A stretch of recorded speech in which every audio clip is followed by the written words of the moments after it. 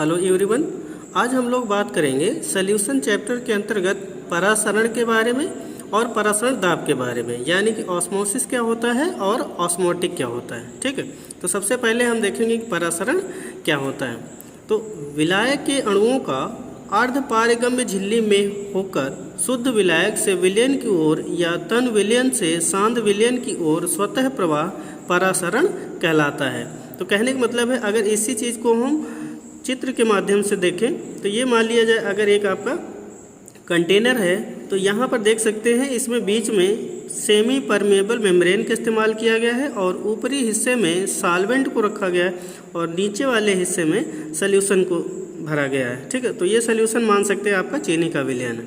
तो होता क्या है कि जो आपका सॉल्वेंट होता है वो तन होता है और जो सॉल्यूशन होता है वो सांद्र होता है। और सेमी परमेबल मेम्ब्रेन की खासियत होती है कि यह केवल अपने में से होकर किन अणुओं को जाने देती है, तो विलायक के अणुओं को जाने देती है, बाकी विलय के अणुओं को नहीं जाने देती, मतलब उनको रोक लेती है। तो इसमें यही होता है कि ये जो मेन रोल है वो सेमी परमेबल मेम्ब्रेन का होता है।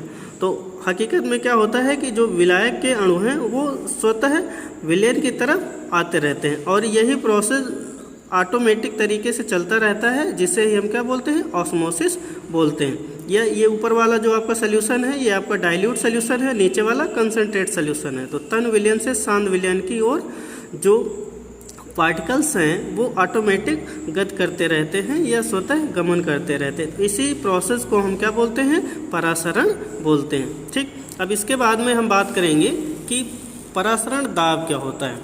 तो परासरण को रोकने के लिए जो बाहर से अतिरिक्त दाब इस्तेमाल किया जाता है उसे ही हम क्या बोलते हैं, परासरण दाब कह सकते हैं। ठीक, परिभाषा देखते हैं कि अर्धपारगम्य झिल्ली द्वारा विलायक से पृथक किए गए विलयन में विलायक के प्रवेश को रोकने के लिए विलयन पर लगाया गया आवश्यक अतिरिक्त दाब विलयन का परासरण दाब कहलाता है।